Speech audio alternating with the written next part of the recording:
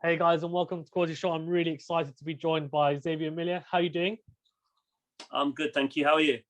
I'm fantastic. I'm really good, and you can probably tell from Xavier's t-shirt that he's a trainer. And well, you all know that he's trainer of Dillian Whyte and also Youssef Khoumari, who's on the bill as well. And what they're billing it, it's Rumble on the Rock, isn't it, in Gibraltar? So first of all, how's Gibraltar? I've heard so much about it, but I've never been here before. So it's a really good experience. People are really, really cool. And yeah, I mean, the actual idea of the Rumble on the Rock, it's a fantastic idea. Bringing something a little bit different to the sport. And this is what we want to do. We want fights where people are going to remember, are going to have good memory, something a bit different. We've had so much fights in London. The last few fights with Matchroom have obviously been in Wembley. Had the Match in the Garden, so many boxing shows going on, but there hasn't really been anything big, well, as far as I know, maybe for years, in Gibraltar. So it's really good for the people out here. And yeah, I'm really looking forward to it. Yeah, it's going to be really, really exciting night of boxing. I mean, of course, we've got the main event, but all the other fights on the undercard look fantastic, including, of course, as you said, Youssef as well will be on the undercard. First of all, the weather looks baking there as well. It looks fantastic. So it looks really good. You must be so happy you've gone there because it's so cold here now. I've got I've been out in Portugal since March 2020, so I've got no idea what the weather's like back in England. But it's not as hot as what you would think. It's Okay. But it's obviously a lot better than the UK. But listen, you can walk around in a t-shirt, which is, obviously a bonus. So it's a good feeling. Okay, it must be an amazing place to be in the summer. Yeah, that's for sure.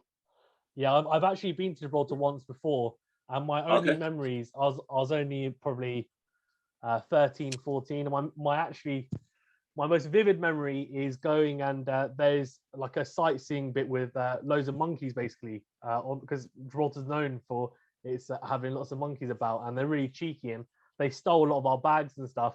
So we were actually really scared of them, I remember, and that's like my most vivid memories. I don't know if you ever have a chance or time to see it, but yeah, we were on the bus today going to the venue to go on train. So I heard the story the driver was talking about it, but I'm just glad that I didn't actually see anything like that.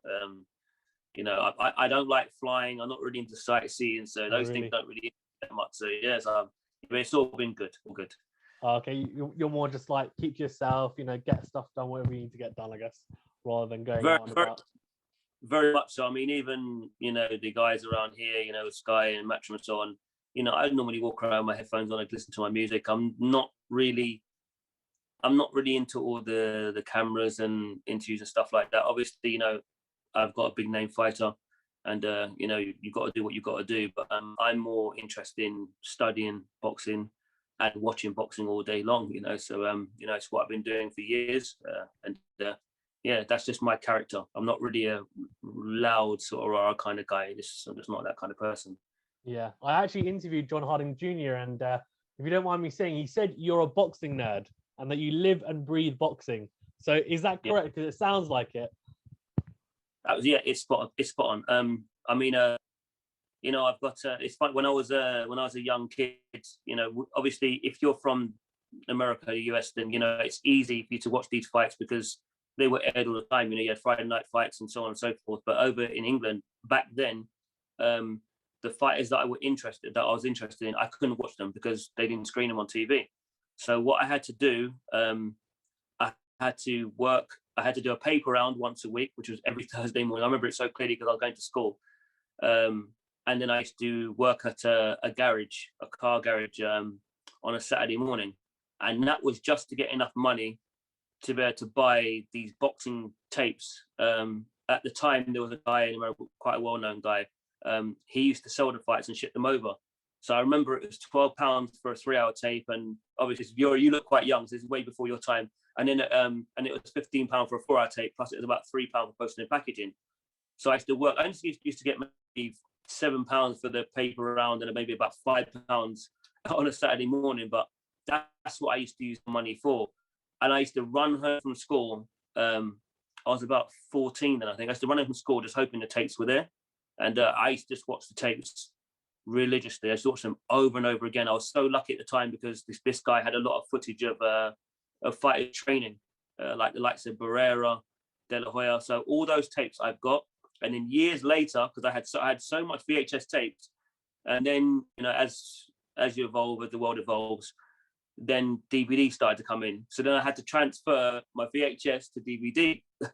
So I've got about 400 DVDs of boxing. Then obviously no one uses DVDs no more. So then I had to start getting a few hard drives and transferring it from the DVD to the hard drive. So I've got like so much footage, and that's usually what I spend all my time doing.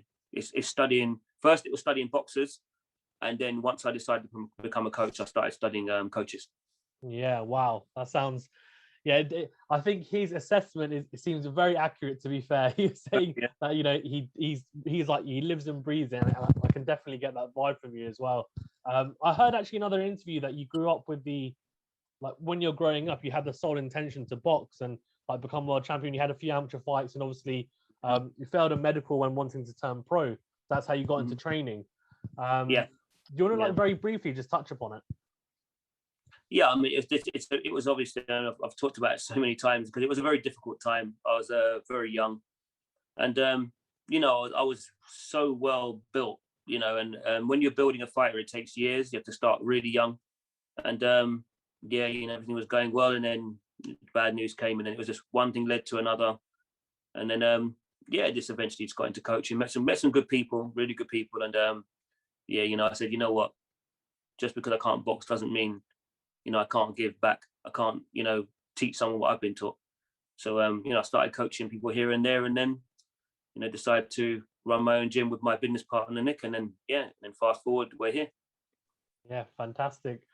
So you said you were in Portugal, obviously, so you probably haven't been missing. Don't worry, you haven't missed anything here with the weather. It's been really up and down, and I've seen the pictures in Portugal and it looks fantastic. So you don't need to come back here. Don't worry. Obviously you're there with Dillian and also Youssef as well. So I wanted to ask you actually, first of all, how was camp? And not just with Dillian, but just with Youssef as well, and just in general the fighters out there. And secondly, do you enjoy training in warm weather? I mean, do you find it makes a difference with the fighters? Like they have more of a positive vibe around them, they're kind of a bit happier, and I guess they're smashing out their PBs more than if they were in cold weather conditions, or does it make any difference? What do you think? My personal opinion is it shouldn't matter. At the end of the day, you're a fighter. I mean, I grew up hard in boxing, and some of the other guys that I knew, we used to live quite far from the first gym that we went to. I had to take 3 buses. So really, sometimes it's boxing is about coming out of your comfort zone. So whether it's warm, whether it's hot, that should make no difference. So it's made no difference to me. I know physically, it's better for the body to be training warm, whether you warm up quicker. But for me personally, it doesn't make a difference. It doesn't make a difference. I run a boxing gym in a community centre. I don't have thousands and thousands of pounds pumped into the building that I've got, where I've got some high-tech gym. It's a very, very basic setup. So a few bags, a basic flooring, and that's all I've needed, and that's all I've ever needed. I learned to box in a 8-foot ring. So sometimes the comforts, to me, I think it's boxing's a hard sport, and sometimes you've got to do things the hard way. So the weather to me doesn't make a difference. Yeah.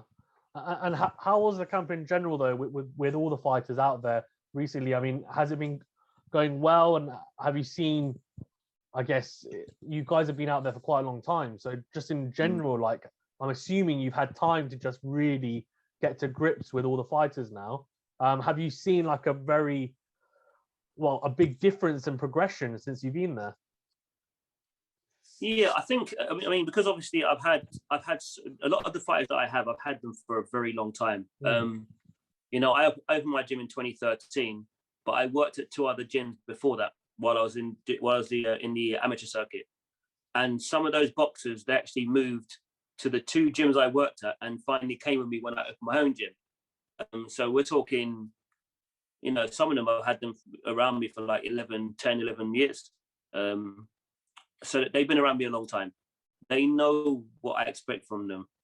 So the good thing was, because I was out in Portugal so long, it was really good that Kay Prosper managed to come out, Youssef Khoumari, Yasser Al-Ghina, Adrian Redmond. It was good to see them because obviously I hadn't been in my gym. So it was really good to see some familiar faces, because with the setup I've got at home, I have everything. And when I say everything, I mean, I built a team. We've got 2 head coaches with me and my business partner. We've got other coaches that work at the gym. We've got boxers. Dave, who is the strength and conditioning coach, who's prepped Youssef for this fight. So I've got everything on deck. Obviously, I've had to pack up everything and come out to Portugal and leave everybody behind. So what was the most important thing to me at the beginning was, if I'm going to be out here, I need to build a team, because I don't have my team with me. A lot of the guys are not in that position where they can say, you know what, I ain't got to worry about work anymore. I can just go and concentrate on boxing. It's not realistic for everybody. People have to work. And everybody else around me couldn't come out there. So they've got to work and box part-time. So I had to find some people who actually obviously are full-time professional coaches, and that took a little bit of time, but yeah, we found it, and really happy that we've got Harold Knight. He's was basically with Lennox Lewis for practically his whole career, especially while he was with Manny and just before. So he brings a lot of world championship experience. I know boxing. I've been around boxing a long time, and it's good to have these guys around. I mean, even in my gym, there's a couple of guys that float around that were like my ex-coaches, and they always say to me, Zab, keep an eye on this, watch that. It's good to be around. Listen, you need to be around boxing people if you're going to be in this boxing game. And so that was important with this camp, because obviously Dillian now lives out in Portugal. So while I'm out here training him, we needed a team. We've got one. I'm very comfortable with who we've got, and it's been a good environment, especially for the younger, for somebody like Youssef. For Youssef to come over and see a world-class fighter train. Youssef's always trained hard, but he's seen that and he's taken his training to another level. Same with Kay Prosper. So and same with Yasser Al-Ghina. It was good for them to see it, and Adrian. And I'm just always grateful, for the position that I'm in and able to help the guys that are around me. Yeah, I mean, you mentioned how the Shadow Knight has joined the team, and you said former co-trainer of great Lennox Lewis, and it sounds like he's brought. It's just another guy to come in to bounce off. I guess you guys are bouncing off each other. But what would you say? Has he brought a different dynamic, I guess, to the team at all? Like, what does he bring? I suppose. Listen, maybe it'd be good for me to touch on something that's a little bit more exclusive, because obviously I haven't talked about Harold much in any interview. It's probably the first time I'm actually going to talk about him.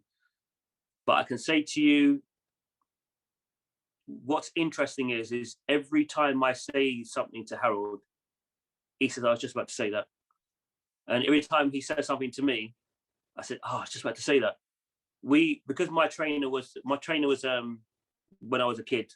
He was from Detroit, but he was born in Malta. So a lot of the teachings is very familiar between me and Harold, and I think that's why the respect is there. He knows I know what I'm doing. I obviously know that he knows what he's doing because of who he's been around in his circle, and I think that's why it's very fortunate that two of us have actually come together at this point, so that we can help Dillian push on. But that's that. Yeah, I think that's the one thing is that we gel immediately. There was no feeling out process. It's like as soon as he came into camp, that was it. We just talk. We talk about boxing and and we test each other all the time as well. He might bring up a picture and say, "Oh, can you name all those fighters?"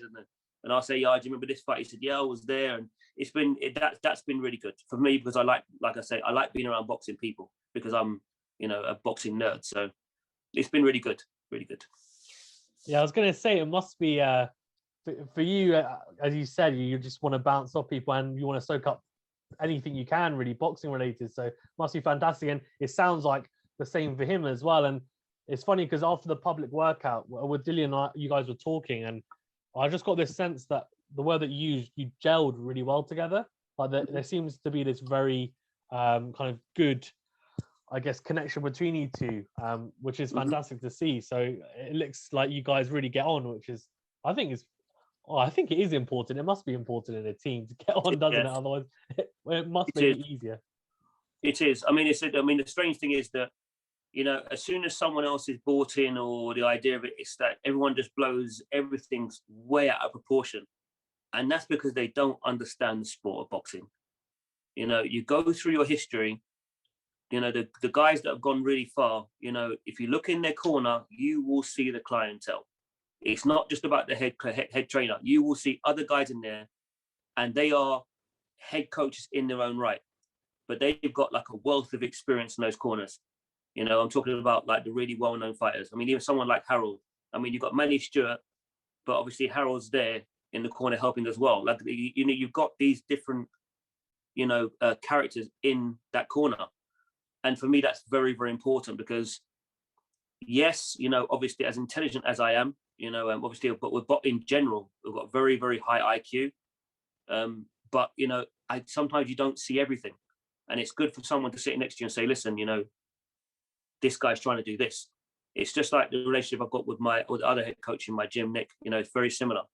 We talk to each other all the time.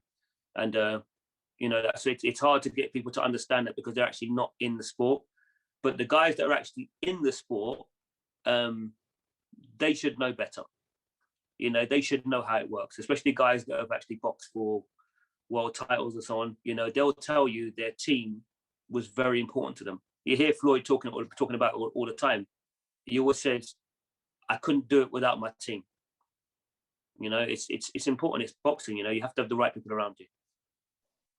Yeah, I agree. It's interesting because, like you were saying, that some people, they kind of look at it weirdly or funnily, and they'll make comments. But it's interesting. I mean, I guess a very recent example is Angel Fernandez coming in, right, with Robert McCracken for AJ. So it's not like it doesn't happen. Like, it happens a lot, right? And especially with high-profile names such as like Dillian or AJ or any of these big guys. So it can only be good, right? Ideally, what you want really is when you do decide to, link up with a fighter, you should usually bring your team with you. That a lot of times that's how it works. You have your trainer, but he'll have guys that he's had around him all the time, maybe a cut man, so on and so forth, and that's the team. This is a different situation because I've gone to another country, so you have to build. But like I say, it's strange that people. I think sometimes people just need something to talk about. I mean, if this fighter doesn't say something about training, then obviously the guys on social media won't have anything to talk about. So they'll find anything and just blow it all out of proportion. But to be honest with you, 2-3 weeks later, they completely forgotten about it. They've moved on to the next thing. So that's why I don't ever get caught up in it. If people are talking about you, it's a good thing, regardless of what it is. If they're talking about you, then you're relevant. So yeah, it's all good. That's true. And it's funny because Dillian says the same thing, I think. I've heard him in so many interviews say exactly that thing. I think I agree. Let's touch upon Youssef then. Youssef Khoumari's got a good fight on the weekend against Kane Baker. And I mean, he's unbeaten, Youssef. And I think I heard you saying that, look, Kane Baker's very durable. He's always in shape. I think Kane's actually moved down in weight. So I think he's probably going to be pretty big for the weight, considering that he's come down as well. First of all, what can you tell me about Youssef for people and viewers that don't know a lot about him? What can you tell me? What are his attributes and skills, and what can they look forward to seeing? Yeah, I mean, Youssef started boxing at 11. He's originally from the All Star Boxing Gym. He joined my gym as a youth boxer, but I actually used to train Youssef at another club called Wembley Boxing Club. That used to be run by a guy called Junior. So I used to coach between clubs. So I first started doing some work with Youssef when he was about 15. Eventually moved to my club when he was 16, 17. So his last maybe 20, just over 20 amateur fights was at my club. Outstanding record. Out of those 20 fights, I think he won about 17 of them. He won the Southern Area England boxing title, championship at 60 kg at lightweight. He also won a Box Cup. He was in the elite championships. I was one of the coaches for the Amateur Boxing Association. So when we went on international tournaments, We went to Germany. We went to Denmark. You know, Youssef was selected to go to Germany and Denmark. In Denmark, he got best boxer of the night. You know, he won. It's very, very hard to win fights when you go. Obviously, when you go from home, he's an outstanding talent. I purposely wanted Youssef to sign with a small promoter at the beginning of his career in 2017 because I wanted him to understand the hardship of having to sell tickets and you know, and learning your craft. You know, going up against durable guys, getting the rounds in, understanding what it is to be a professional boxer. To me, it takes at least 3 years to understand what it is to be a professional boxer. It takes a good couple of years.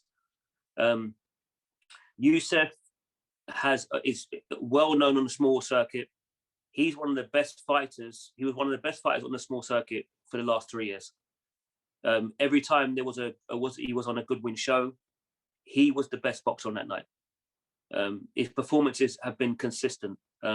Even when he had his first title fight against Dillian, very, very close fight, very competitive. But you know, you ask like 9 times out of 10 people will tell you Youssef won that fight.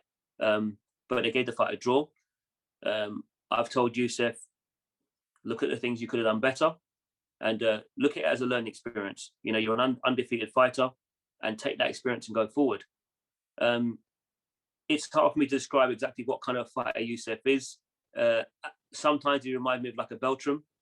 You know, Beltram boxed Ricky Burns, Terence Crawford, come forward, Mexican sort of style fighter. And the other side to Youssef is like a James Toney-esque sort of style. He's very good at rolling shots with the shoulder. He's very good at countering. He's a very well-rounded fighter. But he will have to be at his best against Kane Baker, because one thing you can't buy is experience. Kane's been active. I think he's been on the last 3 Matchroom cards. He's performed well, and I'm expecting a very, very good performance from both guys. But I expect Youssef to win. He's to me, he's on another level in terms of skill, and obviously getting this opportunity, Youssef, because he is signed to Dillian Whyte. He's managed by Dillian.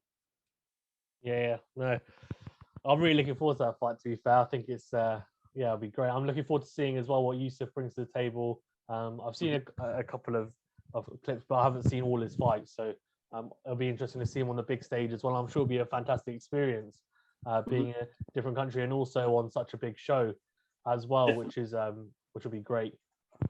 For you, I guess, and I don't want to touch on this too much because I'm sure lots of people will ask you this about yourself. But I mean, look, you've already been in championship fights and you've been in big fights. But for you, I guess, tomorrow, just as a trainer, for Youssef and Dillian as well, just in general, the night, is it a lot of is it a bit stressful, a bit hectic having multiple fighters on the card and having to kind of sort it out throughout the night? Or is it something that you kind of just take in your stride and just go with it, and you're so used to it now, it's just like second nature? Honestly, I don't know how other coaches feel, but for me, I don't feel any pressure or stress or anything like that. Listen, it's like going to work every day. Once you've done it that many times, you just become so used to it. You know, I was on a small circuit for a while as well until I got my break. And at times, you know, I had like one time I had 5 fighters on one show. Another time I had 4, sometimes 3. Very rarely did I have only 1. It was usually 2 or more, because I had quite a lot of pros at that time. So I'm used to, you know, dealing with multiple fighters. I think the huge benefit for me is my team. I like to focus on the day on just the tactics and just going through, you know, the process. I'm not that good at organizing everything. The other head coach, Nick, is the man for that. Nick will make sure I've got every single thing I need. You know, he makes sure there's enough water. He makes sure the fighters have got all the things that they need. Usually I just wrap hands and that's it. But I don't have to double check if these guys have got their gum shields or, you know, short boots. Nick does all those things. And so, like I said again, you need to have good people around you can trust, because that just takes the stress. If I had to deal with that, then maybe it would be a problem. I don't have to do anything on the day apart from get my fighter ready. So I'm looking forward to the show, because obviously we're going to be opening the show. and we're going to be closing it because Youssef is the first fight on the card. Dillian will be the last fight. So I want to start well and finish well. That's my main objective this weekend. Is to get those 2 wins, and obviously Chris Congo is another one. He's part of Dillian's team. Really want it. He really looks really good. It looks like a really good talent. I've known Chris a long time through the amateur circuit. Looking forward to Fabio. Fabio is one of the, he's so well spoken. He's so exciting to watch. I'm really looking forward to him. Dillian's also got another heavyweight, Eric, who's going to be fighting Nick Webb. Harold will probably be doing the lead in the corner because I don't really want to take a corner for another fight that's going to be too close to Dillian's fight. We have been doing the training for Eric out in Portugal. He's been out with us out there. Really looking forward to that fight as well. It's just going to be a good card, isn't it? I mean, we've got 4 guys that, obviously they're all very close, and it was good to see Savage out here today as well. He was he's always in camp with Dillian, and obviously got a bit of shoulder injury, so he's not going to be fighting. But amazing character, and we were just very, very happy to see each other because we've spent so much time together. But it's good vibe. Yeah, it seems like almost like a tight-knit family. I mean, Chris Congo's got a really exciting fight against McKinson, which will be really good. And as you said, Wardley against Molina, that's like an acid test. So I think that's going to be a big step up, and a lot of people I know are looking forward to that. I know you've got a lot of media duties, and lots of people are going to be asking about Dillian Whyte. So I'm going to try and keep it very short and only to a couple of questions, if I can really just stop myself from going. No problem. So first of all, and it's not actually about Dillian. It's actually, what would you say as a trainer? And you don't have to tell me everything, but you can just be very brief. What would you say are Povetkin's biggest strengths? And what does Dillian need to nullify, do you think, on the night? His biggest strength is experience. Yeah. I can just summarize it in one word. It's his experience. I mean, he's everyone knows his resume. He's a gold medalist, former champion, been stopped once, only been beaten twice. He's a very, very good fighter. And I took this fight very seriously the first time round, as we did the whole camp, because we knew who we were boxing. Again, a lot of casual fans, Povetkin's getting older. Listen, then again, don't understand boxing. Said the same thing about Shane Mosley when he beat Margarita. Shane Mosley's done, he's this, he's that. Went on, stopped him. These guys, older guys, they what they have is experience, and he's still got a punch. And you'd pick those 2 things over a lot of things. I mean, a lot of things you were doing when you're younger, you don't necessarily do in your later years because you get wiser and use your experience. And that's what that's a major advantage that Povetkin has, is that he's obviously very, very experienced. Yeah, no, I agree. I think he's 100%. I can't understand how you can underestimate him. To be fair, it's how anyone can think, just he's an Olympic gold medalist, he said, and world champion. So I think he's well. Again, you see, you have to understand the sport. I mean, when did Bernard Hopkins retire? Yeah, Bernard Hopkins is a really good example. Yeah. When did Evander Holyfield retire? Evander Holyfield got robbed against Valuev, and Holyfield was, I'm sure, I don't know exactly how old he was, but probably around Povetkin's age. These guys, they go on a long time. I mean, look, Terence Crawford is just hitting his peak now. What is he, 33, 34? He's a welterweight. Yeah. Guys, they don't understand boxing. Heavyweights, they're different. They're built different. Yeah. They can go on a lot longer, especially if you look after yourself. So I mean, I don't look at age. Age to me is experience. If I had to, I mean, obviously, I was built to be, to be special. I still spar every now and then. I'm 48, and I can beat up a lot of fighters. If you can't buy the wisdom, these guys, they've seen and done it all. Yeah. That's why they've had that many fights. That's why they've been in that many tournaments. You just keep adding on and building up your experience, and then you get more and more relaxed, more and more comfortable, more and more confident. And that's one thing you can't take away from these guys. Just don't underestimate anybody. I never do. Yeah. And do you think, the date kept on getting postponed, etc.? Do you think it's kind of helped in a way that it's just meant that you guys have had longer together just to train in camp, etc.? And it's kind of I think the only as far as we're concerned, I think the only benefit really has been the relationship between me and Harold. I think we've had, because of the delay, we've had longer than expected to gel. But listen, I've been around Dillian for quite a while now. I think it's probably maybe nearly 2 years, because remember I was part of his team before. I did fly to Saudi when he fought Wack. I was training him just before that as well, during the summer, I think. So I met him during the summer of that year when he had that Wack fight. So, we're coming up to 2 years.